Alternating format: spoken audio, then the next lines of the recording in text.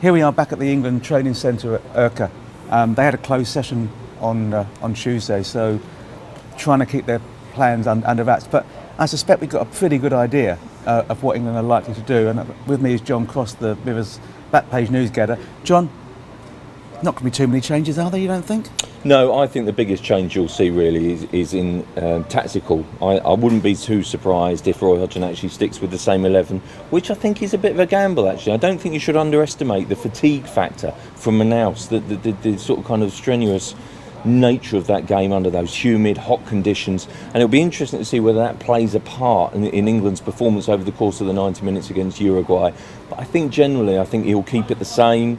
I think will he tickle with the formation? That's the biggest thing. Obviously, the ongoing Wayne Rooney debate: where does he play? Where he can get the best out of him? Where can England get the best out of their team? Does it work with then Raheem Sterling going back wide? Which I think is a shame, really, because he played so well down the middle. But you look at Wayne Rooney, his track record in qualifying, his goals record during his career. I've no doubt that he'll become England's greatest or best leading goal scorer of all time.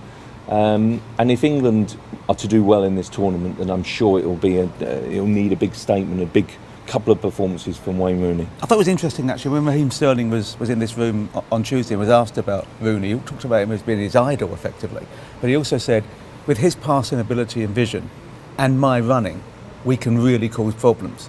And I think that's right. I mean, that's the big thing. If that front four can continue to play well, we're going to have enough ammunition to hurt them, aren't we? I think so. I think the other factor is that Uruguay are so weak defensively. I mean, it's incredible, really. They've got two of the best players forward-wise in Cavani and Suarez in the world, and yet such a weak defence. I think that if England can get the balance right, and it is a big if, because I think that they didn't find that formation and didn't find that right balance, I don't think, against Italy.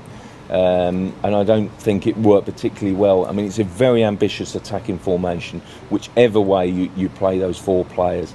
I think they're there for the taking, Uruguay. I think if England can win this game, it will give them so much confidence and belief to go and beat Costa Rica in the final game. 2 wins from the 2 final games, England are through, and that's fantastic. All about the balance and the formation, getting the team right. That's what Roy Hodgson is paid to do, and that's what he must do on Thursday. I think John's absolutely spot on. I thought England would play well and lose against Italy. I was correct. I think they'll play well and win against Uruguay. Let's hope that's correct as well. Martin Lipton and John Cross for mirrorfootball.co.uk at England's Urca base. Next stop, Sao Paulo.